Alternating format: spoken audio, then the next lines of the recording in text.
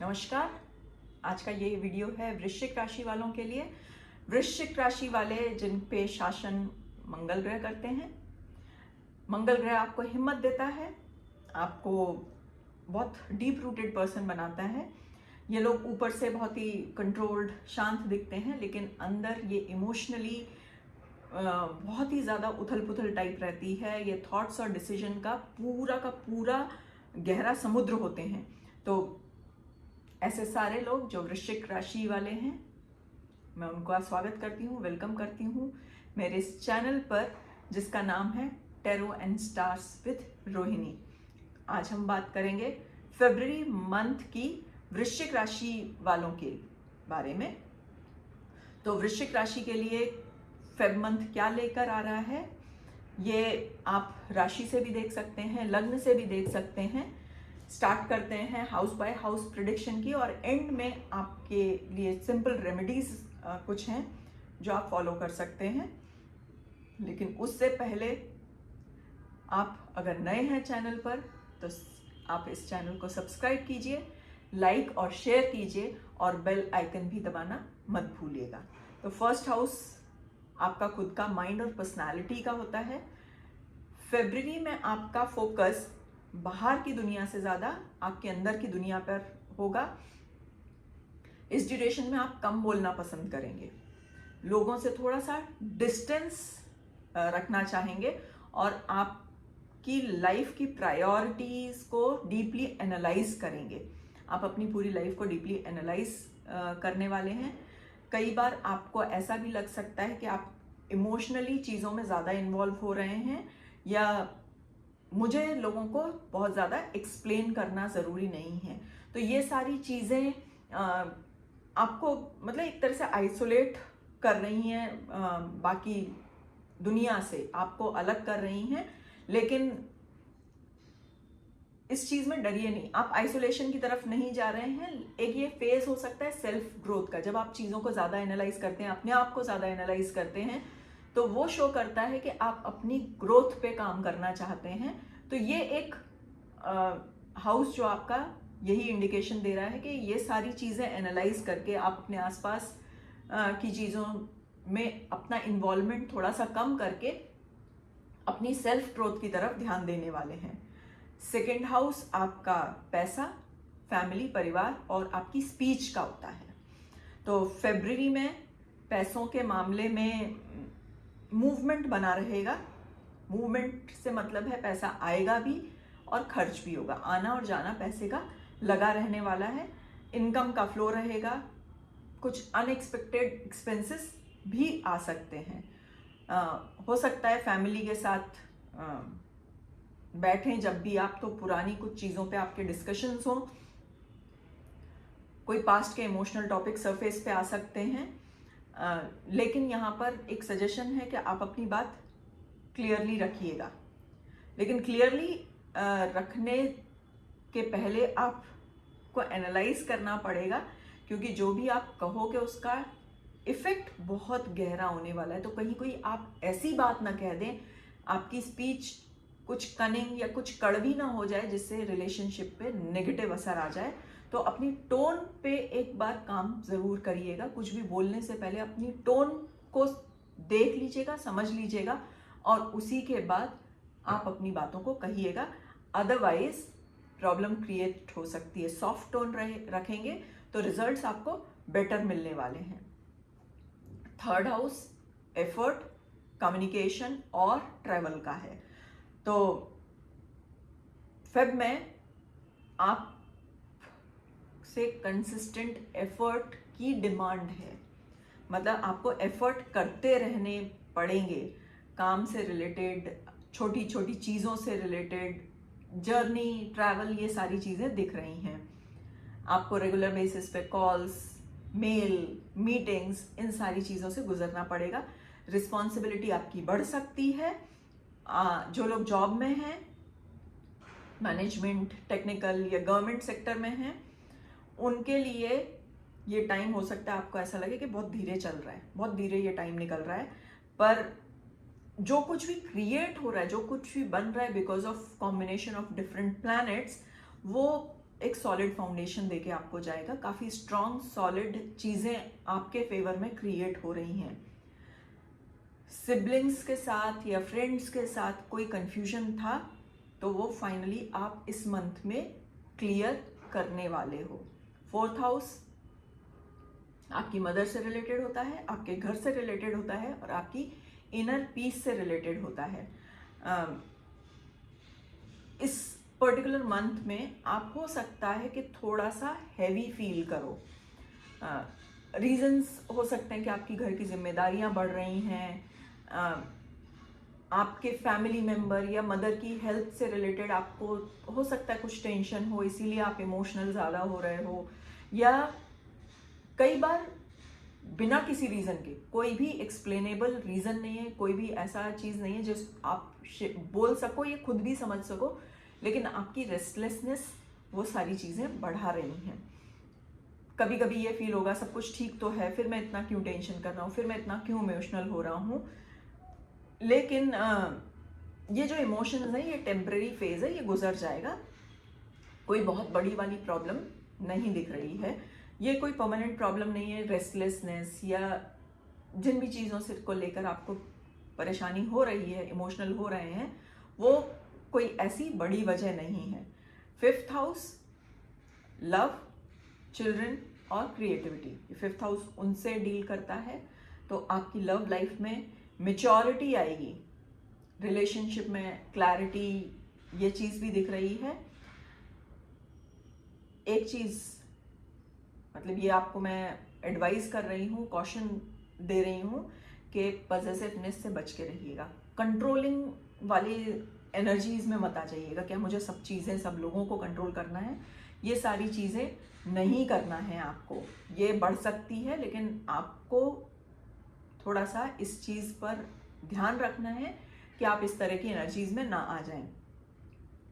अगर आप सिंगल हैं तो इमोशनली हो सकता है आप किसी से अटैच्ड या अट्रैक्टेड फील करें, लेकिन फरवरी में आप कोई डिसीजन मत लीजिएगा ऐसा डायरेक्टली, मतलब किसी डिसीजन पे मत पहुंचिएगा। स्टूडेंट और जो क्रिएटिव फील्ड के लोग हैं उनके पास आइडियाज़ बहुत आने वाले हैं, आइडियाज़ आपके स्ट्रॉन्ग होंगे, लेकिन आपको काम करना है अपने फोकस पर और डिसिप्लिन पर। अगर आप फोकस नहीं हैं तो आइडियाज़ जितने आते जा रहे हैं, आप किसी एक आइडिया पे फोकस होकर काम नहीं करेंगे तो रिजल्ट नहीं मिलने वाला है। तो एक प्रॉपर फोकस्ड वे में, डिसिप्लिन्ड वे में आपको अपने आइडियाज़ को समझना है और उन पे एक्ट करना है। 6th हाउस रोग ऋण शत्रु, करियर, कंपटीशन एंड हेल्थ। तो ये हाउस वृश्चिक राशि वालों के लिए स्ट्रेंथ का सिंबल है। फेब में आपकी पोजीशन वर्क प्लेस पर बहुत स्ट्रांग रहने वाली है। आपके जो शत्रु हैं, कॉम्पिटिटर्स हैं या जो राइवल्स हैं, उनका प्रेशर आपके ऊपर कम होगा और अभी तक जो मेहनत आप कर रहे थे वो लोग नोटिस करेंगे। आपकी मेहनत रंग लाने वाली है। हेल्थ के मामले में अगर कहें तो हेल्थ, एसिडिटी, बीपी और स्ट्रेस रिलेटेड इन्फ्लेमेशंस पॉसिबल हैं, और एंगर थोड़ा सा कंट्रोल करके रखिएगा। आप हो सकता है स्ट्रेस्ड फील कर रहे हो, एंगर फील कर रहे हो, इन चीज़ों को निगलेक्ट मत करिए, उनको सीरियसली लीजिए और उनके रूट कॉज को पता करके उसको सॉर्ट आउट कीजिए। नहीं तो यही एंगर और स्ट्रेस बीपी, एसिडिटी और दूसरी प्रॉब्लम्स क्रिएट, डाइजेस्टिव प्रॉब्लम्स भी क्रिएट करते हैं। तो इन चीज़ों को आप ध्यान रखिएगा। 7th house is of partner और मैरिज। तो जो आपकी रिलेशनशिप है उसमें स्टेबिलिटी आती हुई दिख रही है, लेकिन स्टेबिलिटी तब आएगी जब आप ईगो को एक साइड में रख देंगे। अगर ईगो के साथ काम कर रहे हैं, ईगो और मिसअंडरस्टैंडिंग्स, इनके चलते अगर आपने डिसीजंस लिए तो प्रॉब्लम हो सकती है। इसीलिए आपको एक सजेशन है, एडवाइस है कि ईगो को थोड़ा सा साइड में रखिए। मैं हूँ, ये टाइम उस चीज़ का नहीं है। तो मैरिड अगर आप हैं तो स्पाउस से एक्सपेक्टेशन सभी को होते हैं, आपको भी होंगे। कुछ गलत नहीं है, लेकिन जो एक्सपेक्टेशन है वो रियलिस्टिक होने चाहिए। आप ऐसे कुछ एक्सपेक्ट करके बैठे हो अपने स्पाउस से जो भाई मेरे लिए सूरज चांद तारे तोड़ के ले आए, प्लीज़ ऐसे एक्सपेक्टेशन ना हो सकते हैं, ना रखने चाहिए। एक्सपेक्टेशन रखिए, नेचुरल है, लेकिन रियलिस्टिक एक्सपेक्टेशन रखिए। कम्युनिकेशन प्रॉपर करिए, अपने कम्युनिकेशन पे ध्यान दीजिए। बिजनेस और पार्टनरशिप की बात करें, फाइनेंशियल गेन हो सकते हैं, लेकिन यहाँ पर भी पेपर वर्क आप जो भी करें उसमें क्लैरिटी रखना ज़रूरी है। 8th house is of deep transformation. ये मंथ आपको अंदर से ट्रांसफॉर्म करेगा। पुराने डर जो भी आपके हैं वो धीरे धीरे ख़त्म होंगे। लाइफ के कुछ राज, कुछ ट्रुथ आपको समझ में आ जाएंगे।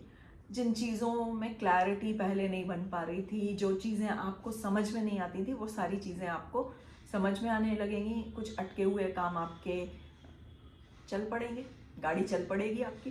कुछ लोगों के लिए इंश्योरेंस, इनहेरिटेंस या कोई और फाइनेंशियल सपोर्ट मिलता हुआ दिख रहा है। 9th हाउस लक और स्पिरिचुअल ग्रोथ का। भाग्य फुल स्विंग में है इस टाइम आपका, लेकिन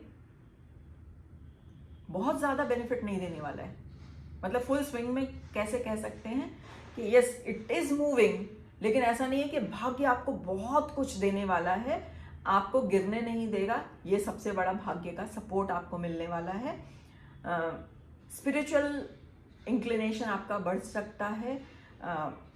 इन चीज़ों में आपका, स्पिरिचुअल चीज़ों में आपका इंटरेस्ट बढ़ेगा। पूजा, मेडिटेशन या किसी स्पिरिचुअल लर्निंग्स की तरफ आपका रुझान, इंक्लिनेशन डेवलप हो सकता है। 10th हाउस करियर दिखाता है, आपका वर्कलोड बढ़ने वाला है, तो तैयार हो जाइए अभी से। रिस्पॉन्सिबिलिटी, वर्कलोड ये बढ़ेगा और हो सकता है रिकॉग्निशन तुरंत ना मिले, थोड़ा सा डिलेड है, मिलेगी ज़रूर, लेकिन तुरंत ना मिले। लेकिन जो बेस अब आपका बन रहा है वो आगे चलकर आपको एक सक्सेसफुल करियर देने वाला है। वो आपकी आगे की सक्सेस की रूट, बेस, फाउंडेशन आज तैयार हो रही है। 11th हाउस आपके गेन और सपोर्ट का है, तो फाइनेंशियल गेन होंगे पर थोड़ा सा स्लो हैं, मतलब बहुत तेज़ी से कोई गेन्स नहीं होने वाले हैं। पुराने कॉन्टैक्ट, नेटवर्किंग, सीनियर्स, इन सब से आपको सपोर्ट मिलेगा, और वो भी ऐसी जगह पे, ऐसे टाइम पे सपोर्ट मिलेगा जहां एक्सपेक्ट नहीं किया है। अनएक्सपेक्टेड सपोर्ट इनसे मिलने वाला है। 12th हाउस आपका एक्सपेंसेस, फॉरेन और ऑनलाइन काम का है, तो अगर एक्सपेंसेस की बात करें तो एक्सपेंसेस थोड़े से बढ़ते हुए दिख रहे हैं, लेकिन जो भी एक्सपेंसेस आप करने वाले हैं वो पर्पसफुल होंगे। कोई इनको मैं एक्सपेंसेस ना कहकर इन्वेस्टमेंट कहूँगी कि ये किसी पर्पस के साथ जो फ्यूचर में आपको रिटर्न देने वाले हैं। ऐसे कुछ इन्वेस्टमेंट एक्सपेंसेस, इन्वेस्टमेंट पर एक्सपेंसेस हो सकते हैं। कुछ लोगों को जो फॉरेन क्लाइंट से या एमएनसी से डील करते हैं, ऑनलाइन प्लेटफॉर्म पर काम करते हैं, वो सारी अपॉर्चुनिटीज़ कुछ लोगों को मिल सकती हैं। अगर फेब मंथ की बात की जाए तो आपके लिए रेमेडीज़ बहुत सिंपल हैं। मार्स है तो मार्स, हनुमान जी को पूज लीजिए, हनुमान चालीसा कर लीजिए। रोज़ नहीं कर पा रहे हैं तो ट्यूसडे को कर लीजिए। रिएक्शन की जगह रिस्पॉन्स चूज कीजिए। अब डिफरेंस क्या है? रिएक्शन जो तुरंत दिया जाता है, रिस्पॉन्स जो आप थोड़ा सा रुक के डिले करके देते हैं, भले ही वो आप 2 सेकंड के लिए क्यों ना रुक रहे हो, उसमें आपका रिएक्शन जो हार्श हो सकता है वो थोड़ा सा सही हो जाएगा, टोन न्यूट्रल हो जाएगी, और हो सकता है वो 2 सेकंड का जो आपने पॉज लिया है उसमें चीज़ों को आप अच्छे से क्लैरिटी के साथ समझ सकें। तो रिएक्शन की जगह रिस्पॉन्स को प्रेफर कीजिए। और ट्यूसडे का दान, आप गुड़ दान कर सकते हो। आप सिंपल चीज़ें, घर में लाल मसूर की दाल होती है, वो थोड़ी सी लाल मसूर की दाल किसी को दान कर दीजिए। अगर कर सकते हैं तो शाम के टाइम पर तेल का दिया जलाएं। तो ये सारी रेमेडीज़ बहुत सिंपल रेमेडीज़ हैं, कोई भी आप चुन, कोई ज़रूरी नहीं है सारी चीज़ें आप करिए। आप आपको जो पसंद आए, जो समझ में आए, आप वो रेमेडी चुन सकते हैं। तो वृश्चिक राशि वालों, फरवरी आपको टेस्ट करने के लिए नहीं आ रहा है, ये आपको प्रिपेयर करने के लिए आ रहा है। जो भी चीज़ें आपकी अभी तक वीक थी वो सारी चीज़ें इम्प्रूव होंगी, स्ट्रॉन्ग फाउंडेशन बनाएंगी और आपको फ्यूचर के लिए तैयार करने वाली हैं। तो आपको अगर ये वीडियो अच्छा लगा है, आप इस सारी चीज़ों के साथ रेजोनेट करते हैं, तो कमेंट में ज़रूर बताइएगा। और आपसे एक्सपेक्टेड है, बहुत रियलिस्टिक सा एक्सपेक्टेशन है, like, share and subscribe. Thank you. Stay aligned.